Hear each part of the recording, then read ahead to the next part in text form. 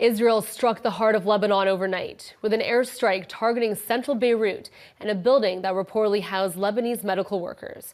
The strike comes as Israel sends more troops into Lebanon as part of what it calls a limited and targeted operation.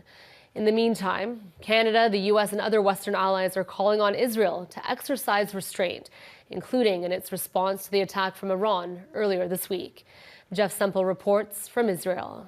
Well, people here in Israel are marking Rosh Hashanah, but this Jewish New Year comes with new fears about this escalating conflict as the world waits to see how Israel will respond to that unprecedented ballistic missile attack from Iran earlier this week. Reports here suggest that some kind of retaliation is guaranteed and that it is expected to come very soon. Israel's Prime Minister Benjamin Netanyahu met yesterday with his security cabinet, reportedly considering a range of responses, including targeting Iran's oil rigs, its air defense systems, and perhaps even Iran's coveted nuclear program. But experts have told us that any attack on Iran's nuclear facilities would almost certainly require support from the United States. U.S. President Joe Biden was asked about that yesterday, asked directly whether the U.S. would support an Israeli attack on Iran's nuclear program, and Joe Biden said the answer is no.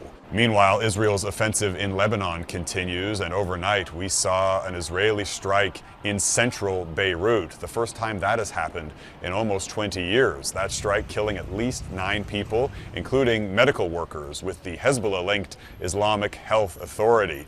Israel says that overnight it struck around 200 Hezbollah targets. The death toll in Lebanon has now climbed to around 1,400 people. That is more people killed in about a week and a half than were killed in an entire month of fighting the last time Israel and Hezbollah were at war back in 2006. And the attacks in Gaza continue as well, with around 100 people in Gaza killed in the past 24 hours, bringing the death toll there to more than 40,000.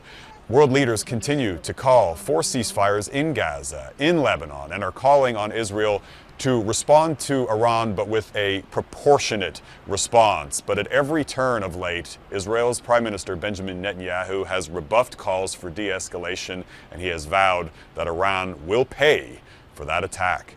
Jeff Semple, Global News, Jerusalem.